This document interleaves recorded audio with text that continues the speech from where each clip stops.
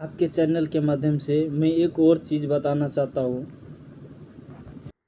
शिवांश नारायण द्विवेदी जैसे लोगों के लिए गरुड़ पुराण में कुछ कहा है, मैं आपको पढ़कर सुनाते हैं। जो जितने भी दर्शक देख रहे हैं, देखिए क्या लिखा है। शिवांश नारायण द्विवेदी जैसे के लिए क्या लिखा है। गरुड़ पुराण अध्याय 15 श्लोक 23 में लिखा है।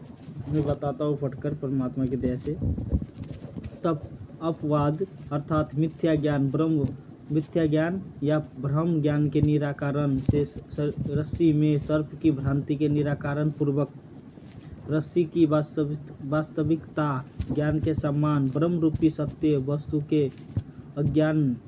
अज्ञानादि जगत प्रपंच की मिथ्या प्रति दूर हो जाने पर और ब्रह्म रूप सत्य वस्तु का सम्यक ज्ञान हो जाने पर ओ सच्चिदानंद घन ब्रह्म का चिंतन। राम राम दोस्तों, मैं आपका शुभम शर्मा हरियाणवी। आप देखने लग रहे हो फैक्ट्स हरियाणवी। तो आज हम बात करेंगे पखंडी शिवास की। तो आइए जानेंगे हम अमित दास जी के विचार। अमित दास जी के विचार के हैं शिवास पखंडी के बारे में। और आज आपको कुछ अमित दास जी शिवास पखंडी के बारे में कुछ बताना चाहता है। तो आइए जानेंगे हम अमित दास जी के विचार हमारे चैनल के माध्यम से। जी, आपके चैनल के माध्यम से मैं एक और चीज़ बताना चाहता हूँ। शिवांश नारायण द्विवेदी जैसे लोगों के लिए गरुड़ पुराण में कुछ कहा है, मैं आपको पढ़कर सुनाते हैं। जो जितने भी दर्शक देख रहे हैं, देखिए क्या लिखा है। शिवांश नारायण द्विवेदी जैसे के लिए क्या लिखा है।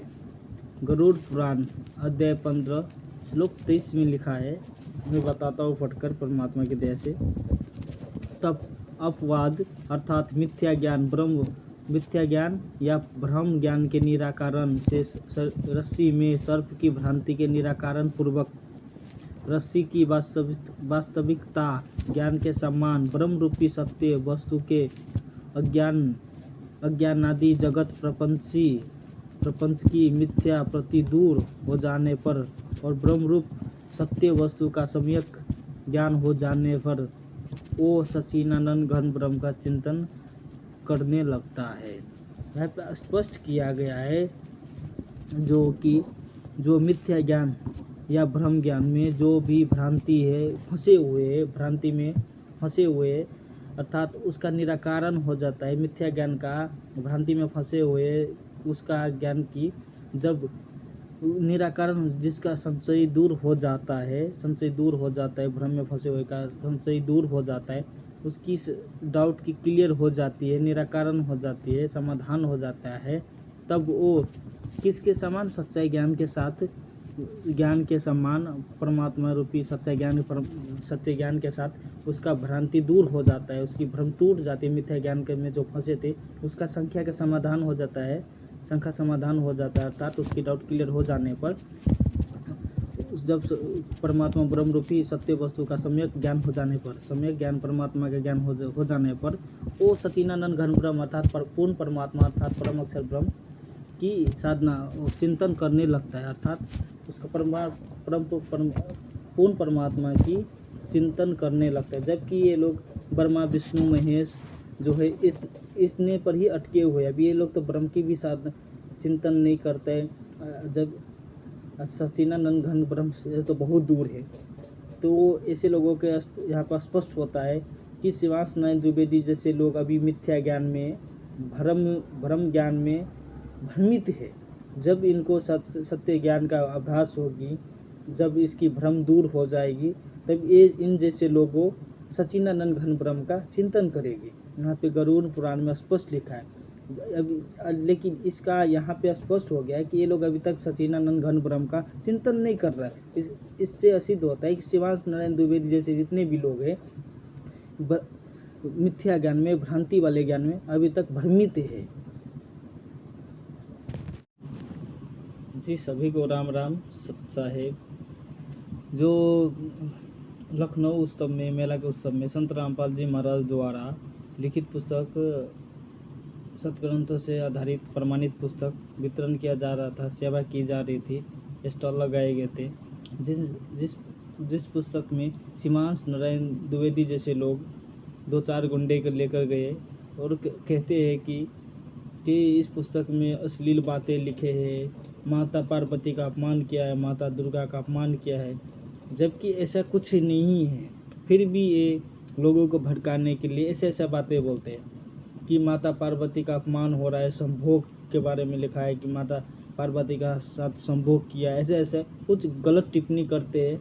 संत रामपाल जी महाराज के पुस्तक पर टिप्पणी करते शिवांश नारायण द्विवेदी जैसे अल्पबुद्धि लोग, क्योंकि वहाँ पे लिखा है ही नहीं ऐसा कुछ, फिर भी ये अपने अटकलबाजी लगाते हैं और कुछ वहाँ पे गलत व्यवहार दिखाते हैं कि मैं मर जाऊँगा, बिकने नहीं दूंगा, इस प्रकार के किसी अटकलबाजी लगाते हैं।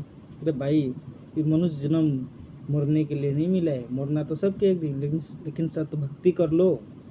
मैं इतना तो कहूँगा शिवांश नारायण द्विवेदी, जिससे आपका भी कल्याण हो जाए।